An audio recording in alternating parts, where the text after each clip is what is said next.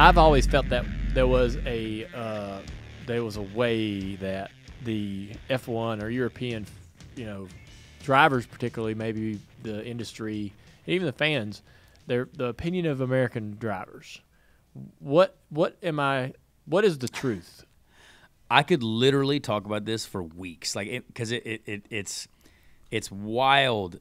Because I went over there and saw it firsthand, right? Like you get talked about just like differently, and you're just like, well, why? I understand if we would go over there and like suck, like all of us were like awful, but like to be fair, like Scott Speed was really good when he was over there, and like Alex Rossi was like really good in both GP2 and World Series by Renault at the time against guys that Daniel Ricciardo, guys in Formula One now, and like I was on the podium 13 times like in F3 and won 2 races on the pole. Like it's not like we were bad, you know what I mean? Yeah. But it's just this general opinion that it's like it's not for us, and I don't know why that is, because it's not based on anything. Like I understand Americans live a bit of a different lifestyle in certain ways, you know what I mean? Like it's a bit of a different place, we get it, but it's just tough to go over there because again, you're thrust into an environment where it's their environment. Yeah. And so, like, it's not like you can defend yourself very aggressively. You're just kind of like, all right, yeah. I wonder if, like, a Daniel Suarez can relate to how he may feel his experience has gone in NASCAR, right? Yeah, like maybe. It's been sort of this uphill, got to prove it every day kind of thing, right? Yeah. Do you think that there's people in that European circle that want Americans to be great? I really have no idea. Yeah. I would love to think so because at the time, like, I have to give a credit to a lot of the guys at Force India. Like, they were great to me. Like, there were a lot of people who were awesome. Bob Fernley was my main guy who believed in me, and he ran my dad in Formula One, and he believed in me. But also, they are very tough. Like, it's like unless you win this, like you're out. Like that's it. And so like I understand that. And you have Otmar Safnar as well, who's at Alpine now at their team. He was at Force India when I was there. He's a great guy, but I think I don't know. I wish I had until it's proven to me, because even like the Haas team, I don't consider that an American team. Really, I don't because I don't. Because that guy, Gunther Steiner, has said so much awful stuff about American drivers. I'm like, you literally have an American flag on your car. Like, what are we doing here? Like, what? Like, someone in the PR department tell this guy to stop talking like that. You know what I mean? I have a theory. Maybe it's this. Maybe it has less to do with how they view American racers or American racing, and more it's just how the rest of the world views America to begin with, right? Like, if they think that America has this arrogance, I don't know. I mean, I've been overseas once, and I gathered it too. Maybe I felt like, wait, is it me that's overthinking this, or are they being rude? Wait a second, what's going on? And maybe that's just the way it is. It doesn't matter if it's racing or not. It's just they think that we're arrogant, and they might be right. They could be, yeah. But it's funny because there are I even met some young engineers who are American kids that were working for Red Bull, working for Force India, and I was like, oh, that's really cool that you guys are doing this. And they're like, yeah, we love it. But and obviously now we know that America is wildly influenced by Formula One. You know what I mean? It's the most popular it's ever been. But I until someone proves that they're willing to accept the fact that an American could be good in Formula One, I don't believe that anyone will get a proper shot at it. You know what I mean? It's like someone just say, okay, we see Colton Herta might be one of the most talented young guys out there right now. Or we see, let's say, Logan Sargent, who's a part of the Williams Driver Academy right now.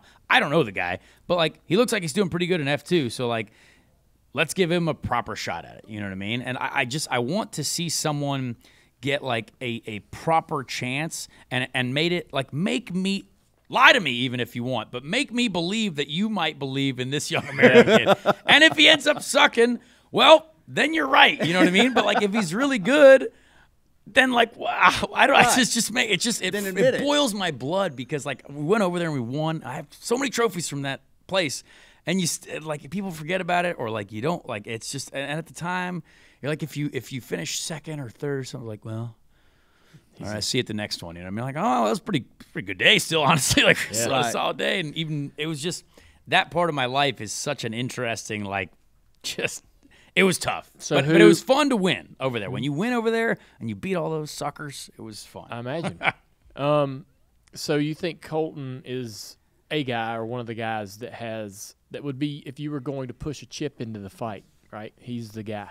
I would say so. Yeah. And so, is there not a part of you? I mean, for me, when I think about it, yeah, it's exciting to it's exciting to think about a guy like Colton getting that opportunity. But my concern immediately goes to he's not going to get the opportunity. Exactly. He's not going to get a fair shot. The fair shot, and then I hate to lose him for what he could be here. I completely agree because Yeah. I think there's a matter of testing Colton like McLaren did at Portimao in Portugal on some older car, you know what I mean? And like everyone can speculate on, well, I think he was good, but like, okay, what's really like that's not a real comparison yet, you know what I mean? Like you can always tell when someone's good or not, like in a test, whatever it is. But until you put them actually out there in the race environment, like you don't, or at least get them experience, right? Yeah. But I think Colton is for sure one of the most talented Americans there is out there right now. I mean, he just does stuff that we're just all of us, and even in like the IndyCar group chats with the people, we were like, I don't know how he did that. You know what I mean? It's just like it's something that's really, really impressive, and he's so young, and so like. Give him a shot. Why does Michael want to have a Formula One team? After, he went over there and raced, and that was a difficult thing. Yeah. No practice, didn't get a lot of laps in the car, and had a hard time sort of just trying to learn the circuits, and didn't have a great experience. Yeah. Well, Michael's very smart, and he's a very good businessman now, and he's building a $200 million race shop in Indianapolis. So their business is very strong currently, and I think the next step is going to Formula One, and they have a lot of great partners in that team right now as well. I really enjoyed driving for Michael. It was it was only 2 races, but like really cool to be able to say you drove for Andretti, and like it was one of my best Indy 500s at the time with those guys. But you also can see how professional of a group that is, and I really hope it happens. You know what I mean? Yeah. But if you got Stefano Domenicali coming out saying like, nah, we don't need these guys, it's like, what? Why? Why not? Right, why wouldn't you? Yeah.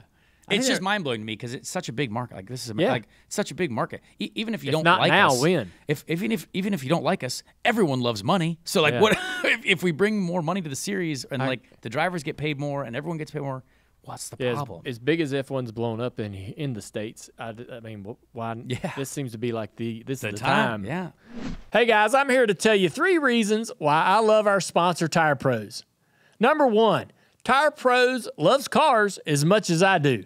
Number 2, they have great service. Number 3, they're committed to getting you back out on the road. Plus, they've got this really cool logo. Dale, that's 4 reasons. And they have over 600 locations, 24/7 roadside assistance, a great selection, and a best-in-class tire warranty. Tire Pros, love the drive.